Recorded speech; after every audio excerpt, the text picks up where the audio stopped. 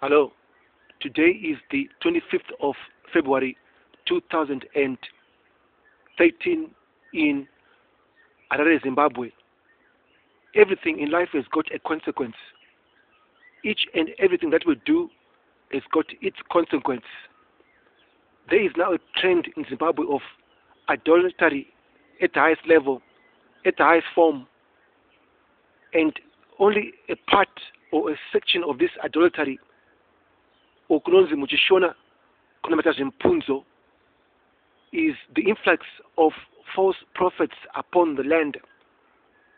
God has declared a 3-year famine on Zimbabwe for the worship of false prophets and also for the act of idolatry in general, which means that the exact ministry of Elijah is now upon the land of Zimbabwe.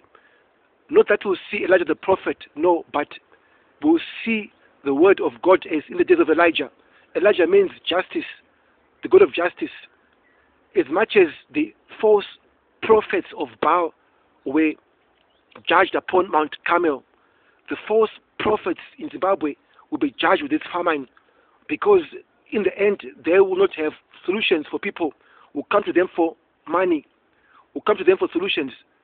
The famine will nullify the very acts of false prophets in Zimbabwe. It is a time of divine judgment. It is those very things like miracle money, it is those very things like the influence of false prophets that has prompted a divine biblical famine upon Zimbabwe, which will last for 3 years. God is angry.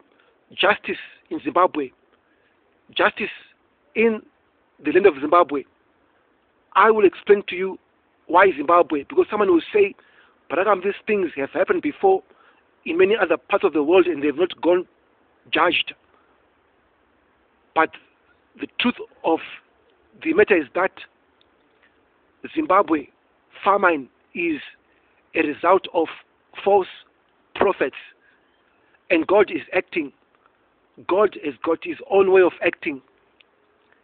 And in the next segment of this revelation, Zimbabwe famine, a consequence of false prophets, I will show to you how God rules, how God reacts, how God judges a people, a place, a land, when his judgments are ready. This judgment is ready. Many people in Zimbabwe are very educated, and yet they are very, very unaware when it comes to influxes of false prophets. The society of Zimbabwe will accept just anything. Ignorance is bliss. For your own safety,